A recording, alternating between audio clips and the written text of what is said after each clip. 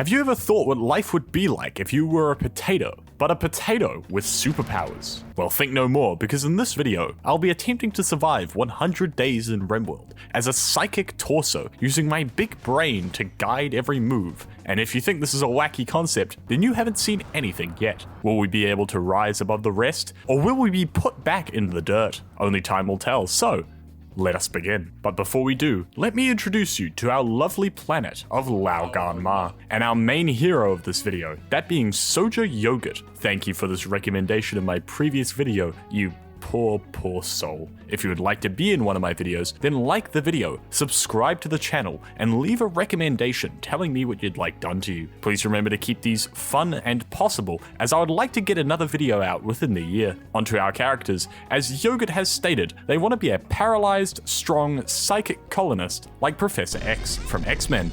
No. So instead, I decided to cut off all their limbs, so whilst they are a really good colonist, they can't actually do anything. You know, because of the no arms and legs. That means I'm required to make another colonist. So here's Dingus. He sucks at everything, and it's gonna be his job to be Yogurt's carer until he can get up off his ass. And with our characters, we can now make our way down to Laogan. Welcome to this wonderful planet. Watch your step, there's a useless piece of shit next to you. Haha. I'm talking about Dingus. Look at those stats. Aww. But no matter. After throwing Yogurt into a sleeping space, I forced Dingus to work a variety of very important tasks to progress our wonderful colony, for which he sucks at all of them. Desperate to actually get this show on the road, I begin the long and painful process of trying to stick a piece of wood on Yogurt's stumps. Would it surprise you if I told you that Dingus sucked at this as well, and used all of our medicine in the process? Wonderful. Keeling over hungry and afraid, it seems like this is the end of our colony, until our saving grace arrived. Contrary to Dingus, Moon is a powerhouse who actually does work? A colonist that does work? But much to Yogurt's chagrin, the one thing that she can't do is medical work. So he needs to continue to rely on Dingus for his peg leg surgery, which he's still failing. Moon, however, continues to work hard, single-handedly planting many crops in hope that we do not starve through winter. Also, a boomalope self-tamed and came along to our colony, allowing us to finally get our hands on some oil. Continuing through to day 14, I decide that it's been too long for our colonists to be living in a communal hovel. So in my infinite grace, I bestow upon them the gift of individual bedrooms. Now Yogurt can continue being a useless potato, but in an actual bed this time. During this time, we begin to be attacked by many dangerous threats, including man-hunting cats. Oh no. And the furries are back. Dingus continues his eternal plight of not being able to attach a stick to a leg, whilst almost killing Yogurt multiple times in the process. And I'd say the colony is chugging along rather nicely, until Randy decides to kick me in the nuts and send a cold snap my way, proceeding to kill all my crops before winter. Thanks, Dick. Finally, Dingus gets his head out of his ass at nearly level 8 medical and is able to finally give Yogurt wooden legs. Also, we give him a gun arm, because why not? Day 25 began and winter was here. You can tell because the land is whiter than Wyoming. Also, our boomalope fell down because he was a tad bit hungry. So Dingus decided to go and kill him. Moon and Yogurt also entered a relationship, and Moon immediately falls pregnant. Calm down, bro, you just got your legs back. During these weeks, we begin the construction of many key structures, like a big storage shack, and with the help of some random ass drifters who were just walking past and ate our food for a couple of days, we were able to work on a brand new food preparation building and farm. Now on day 37, and a rather momentous occasion occurred. Moon has given birth. Welcome to the world, baby Go-Go. Let's hope you aren't useless like Dingus, otherwise you're going straight into the rip scanner. The drifters who worked for us for free finally decided to leave to avoid the CBP because they didn't have their work visas, and they decided to take the weather with them. Now that the man with the big brain is actually able to move and manipulate things, we immediately put him to work getting us out of the Stone Age, and innovating such things like batteries and solar panels. Crazy, I know. We also acquire a very important item for our continued success, that being the Psychic Amplifier, which we give to Yogurt so he can begin to go down his magic space wizard path. But you might notice something odd about this menu. That's right, we're playing with the Vanilla Psycast Expanded mod, which makes this part of the game actually fun. In Celebration, Yogurt performs the cha-cha slide while holding his baby. Chill, bro, I don't think you should be shaking him around that much. But do you know what Baby Gogo would like? If you like the video and subscribe to the channel, he most definitely would also like a comment talking about how useless Genghis is while you're at it. God, I hate Genghis. If you don't, then I'll be forced to throw Gogo like a baseball right into your house.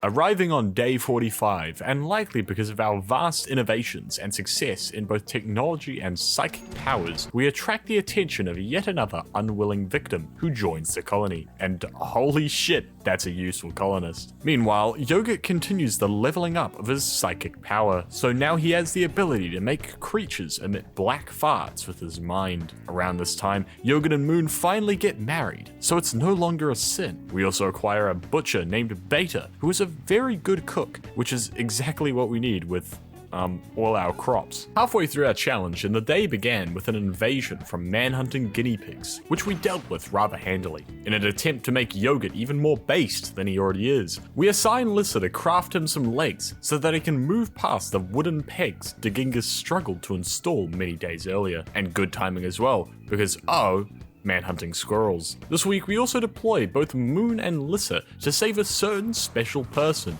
that being Tinnen Sylvester. You know, that dude who made a book, and holy shit, is he a bad colonist. But oh well. Yogurt also increases Psylink yet again, and decides to go down the Conflagrator tree. Big word, I know, but all you need to know is that this allows him to become a damn wizard. Fireball! Moving to day 60, and our technology level is improving by leaps and bounds with our new high-tech research bench, crucial to our escape. Feeling bored, the settlement decides to hold an election, for which Lissa wins with 0 votes from anyone, just like real life.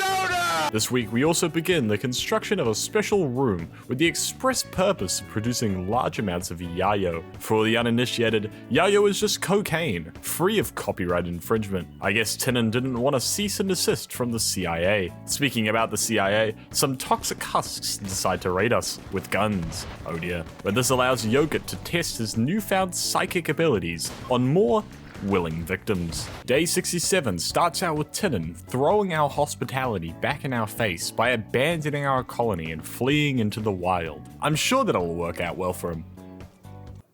Using our newfound technological advancement, we are able to create numerous Arasaka brand augments so that Yogurt can become strong and powerful. And with Genghis' experience in medical practice, he has gotten much better at his. We also acquire a final colonist, who is a psychopathic coward, a winning combo. He was also a very good shot, so I brought him a 50 caliber rifle as a joining gift. With day 75, we began the construction of a very important building, big and sterile, for a very important structure. This is a Glitternet hub, a machine that allows us to greatly improve our colony through a variety of structures that improve our production speed, and looks definitely not threatening in the slightest, and definitely doesn't begin to start talking about sentience. Oh no. Around this time, we finally finish off the tech required to begin construction of a spaceship to allow us to flee the planet. With this now the priority of the colony, we start creating defenses, preparing for the eventual siege. But there's one component that we still need, that being a persona core for our ship. Coincidentally, we have a faction contacting us, saying that they just know where one is, and will tell us for a price. Now with Yogurt being the best damn cripple I've ever seen, I send him to retrieve the Persona Core alone. During this excursion, we get besieged by a group of violent raiders who shoot at rocks for some reason. Considering the obviously limited mental capacity of these goons, they don't get very far. Yogurt arrives at the site and sees a mechanoid cluster guarding the building. Completely ignoring them, Yogurt breaks into the building and makes off like a bandit with the core. Making his way back with haste, the Starship computer is constructed and turned on. Now, the siege begins. For 15 days, we must survive the onslaught of various factions who want what we have, and it is our job to not break down during our defense. On day 86, we get raided by the Furries, obviously not swayed by previous events. This raid allows Yogurt to try out some new abilities to put the degenerates back in their place. A few days later, another raid from another bunch of homeless people. Fortunately, I'm rich, and I have friends in high places, so the Empire sends an entire army to beat up these homeless people with brutal efficiency.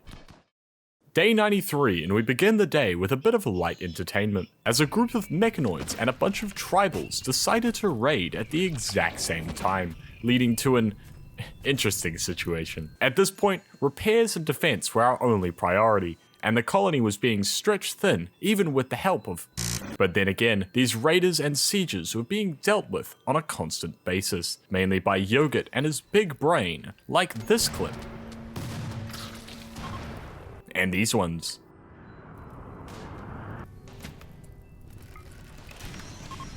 Also, here's Gogo stargazing right next to some corpses and some people bleeding to death. Day 100, the final day, had rolled around, and everyone loaded into the ship. However, one person needed to stick with the colony to launch the ship, and that person, of course, was Genghis. However, it had started. Many different groups launched a final last-ditch effort to attack our colony, and now it was time to leave. Genghis was left behind as a sacrifice for the others to escape. As the raiders plundered and pillaged, Genghis attempted to hold the line, but he could only do so much. Genghis lay on the ground, bleeding out, only being a level 4 in construction, still almost being as useless as when we first arrived. A fate truly worse than death.